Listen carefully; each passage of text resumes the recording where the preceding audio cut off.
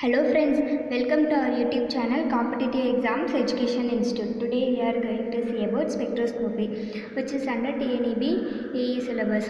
TNEB AE syllabus la engineering chemistry la ulla some other concepts பத்தி நம்ம சேனல்ல videos போட்டுருக்கோம். வீடியோஸ் பார்க்காதவங்க மறக்காம playlist செக் பண்ணி வீடியோஸ் பார்த்துக்கோங்க. வாங்க இப்போ நம்ம வீடியோக்குள்ள போவோம். Spectroscopy is the study of the interaction between matter and electromagnetic radiation, which includes observing, emission and scattering. In chemistry, spectroscopy helps to study about various chemical compounds or analyzing elements. In physics, spectroscopy helps to determine the makeup of the atmosphere of planets and some other universal concepts. In other words, spectroscopy also defined as the study of the absorption and emission of light and other radiation by matter and also wavelength of the radiation. It is usually in non-destructive manner. Spectroscopy primarily in the electromagnetic spectrum. Next one is main principle of spectroscopy. To shine a beam of electromagnetic radiation onto a sample and observe how it responds to such a stimulus. அதாவது இப்போ ஒரு sample இருக்குன்னா அதில் நம்ம electromagnetic radiation பீமை pass பண்ணிவிட்டு எப்படி அது respond பண்ணுதுங்கிறத observe பண்ணுறது தான் நம்ம பிரின்சிபல் ஃபார் ஸ்பெக்ட்ரோஸ்கோப்பின்னு சொல்வோம். The response is usually recorded as a function of radiation wavelength. Next one is electromagnetic radiation. It is composed of oscillating electric and magnetic fields that have the ability to transfer energy through space. This is the electromagnetic radiation. Next, spectroscopy analysis used in the development of fundamental theories, which includes quantum mechanics, special and general theories of relativity, and quantum electrodynamics. Spectroscopy is a tool for studying the structure of atoms and molecules. It can be applied to high energy collisions. Spectroscopy used for scientific understanding of not only electromagnetic forces but also for strong and weak nuclear forces. The term spectroscopy defined a large number of techniques that use radiation to obtain information on the structure and properties of matter. Spectroscopic data are often represented by an emission spectrum. Every element or compound in spectroscopy has its own unique characteristic spectrum. Generally, spectroscopy involves splitting of light into constant wavelengths, that is spectrum. Each compound absorbs and disperses light over a certain range of wavelength and also has its own unique line emission spectrum. In earlier style of spectroscopy was carried out using prism and photographic plates. Next, water spectrum. When white light passes through a prism, a series of colored bands are seen. அதாவது ப்ரிசத்தில் நம்ம white light pass பண்ணும்போது coloured pant serious வந்து நமக்கு கிடைக்கும். Next, any energy of light from low energy radio waves to high energy gamma waves can result in producing spectrum. Next, we are going to see about what is spectroscopy and what is spectrometry. Spectroscopy is a theoretical science, but spectrometry is a practical measurement, that is application of spectroscopy. Spectroscopy is the interaction between electromagnetic radiation and matter, but spectrometry is an instrument used to measure the variation of a physical characteristics over a given range, that is spectrum. Spectroscopic techniques are extremely sensitive. Spectroscopy is actually the measure of the interaction of photon with the matter as a function of photon energy. This can be represented by this relation, that is E is equal to h into nu. This is the symbol for nu or frequency representation, where h represents Planck's constant, E represents energy of a photon or quantum of light, where nu represents frequency. By performing the dissection and analysis of an object light, Astronomers can infer the physical properties of that object such as temperature, mass, luminosity and composition. Next one is Beer-Lambert law, also known as Beer's law. Beer's law relates the attenuation of light to the properties of the material through which the light is traveling. That is, Beer's law in spectroscopy, a relation concerning the absorption of radiant energy by an observing medium. Beer-Lambert's law gives the linear relationship between the absorption, concentration, molar absorption coefficient, that is epsilon, and optical coefficient of a solution. This is the equations for Beer's law, that is A is equal to epsilon into C into L.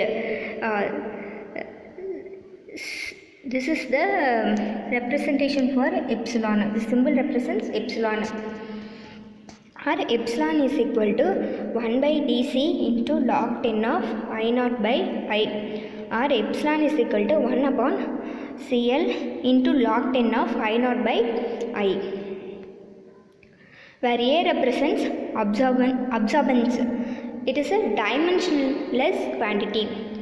Where epsilon represents molar absorption coefficient or molar absorptivity. Unit for this is capital M inverse centimeter inverse. Where L represents optical length path. Unit for this is centimeter. Where C represents capital M or moles liter inverse. Where D represents thickness of the sample. Where I naught represents intensity of light incident on a sample. Where I represents intensity of light transmitted by the sample. Next, what is molar absorption coefficient? It is also known as molar extinction coefficient. It depends on the nature of the chemical and the wavelength of the light used. That is sample dependent property.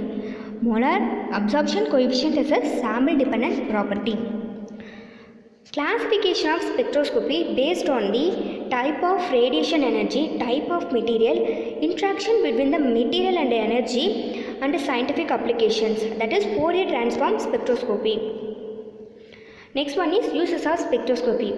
It is used to identify the nature of compounds and also monitoring chemical process. It is used for purity of products.